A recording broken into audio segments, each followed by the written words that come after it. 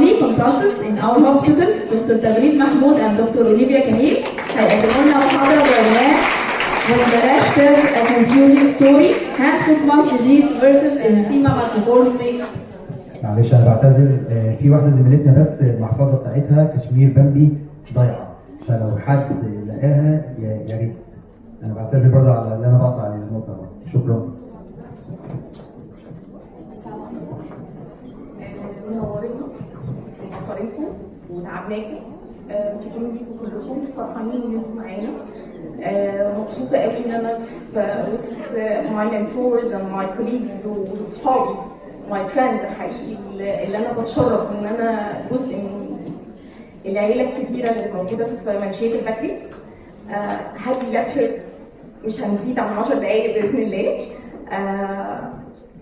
Today, we are looking at two cases that appear strikingly similar but are in fact worlds apart.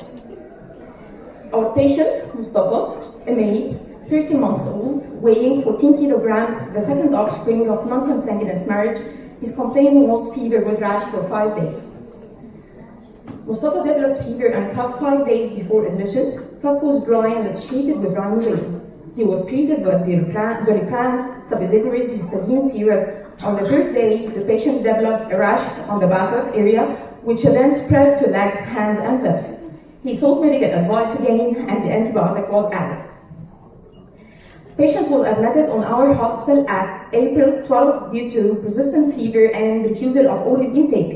Patient admission labs were almost normal except for the CRP, which was 32. He was admitted on IV fluids, acyclovir, proton pump inhibitors, and antibiotics. Dermatological consultation done in our hospital where they gave the diagnosis of hand-foot-mouth disease. His past history was irrelevant except for the NICU admission for 10 days after birth due to hemorrhagic lungs, respiratory distress, birth traumas. On examination, the rash involving the inguinal region, legs, hands, and lips. His vital data was normal, except the temperature, which was elevated 39 degrees. His heart, chest, and abdomen were normal. Extremities rash was itchy and erythematous. As we can see in these photos, the rash was severe. It was very severe rash on the hand, foot, and mouth. After starting the treatment, patient condition started to get worse. So we added intravenous antibiotics because the fever and elevated CRP. As the fever continued, we asked for a cardiologist consultation and the echo was done on 14th of April as we suspected Kawasaki disease. But it revealed a normal heart structure, no dilated coronaries, and the cardiologist recommended to repeat echo after 1 week and to do CBC, CRP, serum creatine, ESR, urine analysis, and liver function. The last of the cardiologist asked for which was the D-dimer elevated, as we see, and the CRP was stuck on 32. While we were waiting for the patient to improve, he had another decision.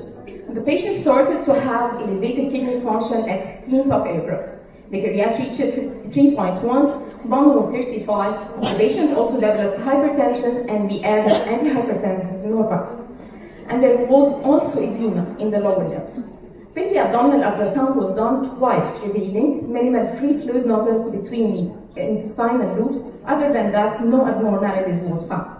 We started parenteral nutrition and toxosteroid for 5 days. Within 2 weeks of treatment, Mustafa started to improve. His blood pressure was controlled and became normal without antihypertensive. His creatinine began to be normal gradually till it reached 0.2. وللأسف الصور فيها مشكلة، بس زي ما احنا شايفين خلاص ابتدت lesions to fade away and crusting. By time his skin lesions started to crust, then faded away. He was discharged sound and safe at the 13th of April. Acute kidney injury. This slide is supposed to show us this link.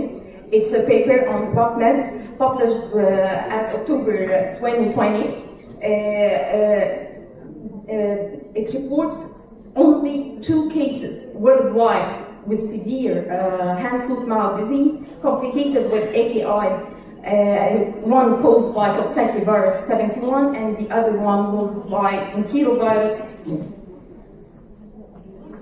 And now, let's dive into another fascinating case brought to you by Dr. Olivia.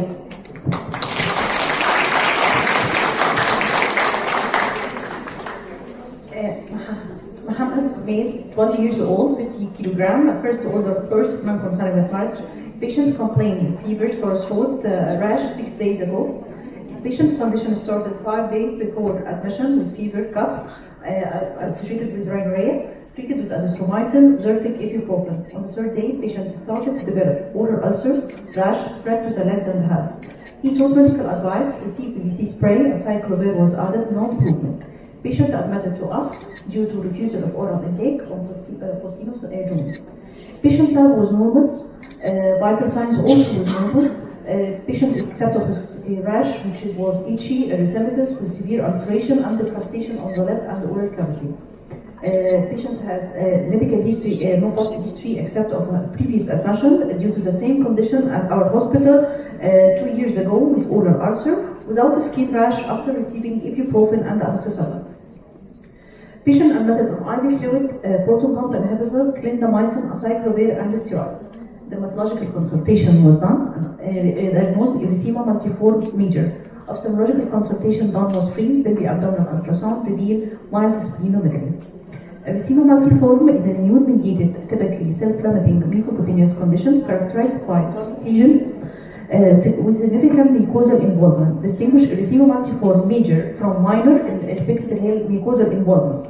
Erythema multiforme major was thought to be a part of a class of conditions that include Stevens-Johnson and toxic epidermolysis syndrome. However, clinical lectures over the past decade had a previous significant evidence that supports erythema multimajor as a completely separate condition from Stevens-Johnson and toxic epidermolysis syndrome.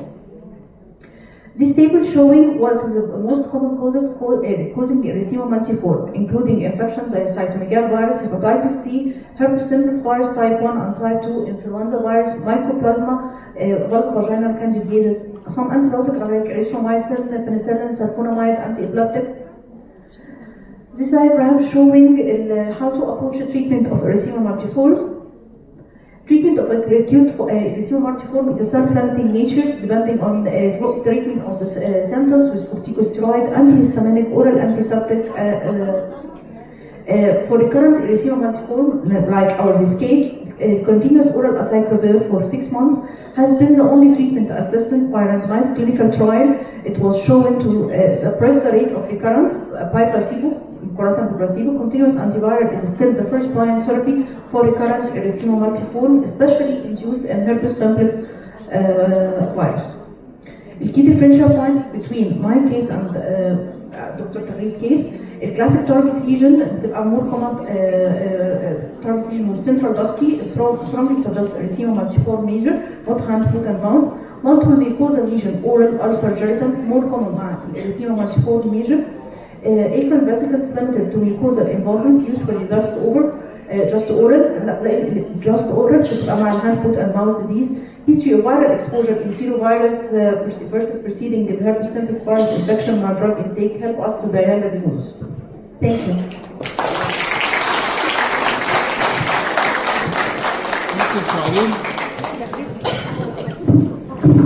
الكوكساكي فيروس انتيروفيروس عمل اكيد كدني انجري Yes.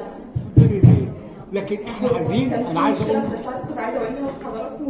عايز اقول حاجه بس في الاطفال، علشان احنا في اطفال كتير دلوقتي بنلاقي لها الكرياتينين عالي، تمام، واليوريا عاليه، والعيان ما عندوش اصلا مانيفستيشن، لا هايبرتنسيف.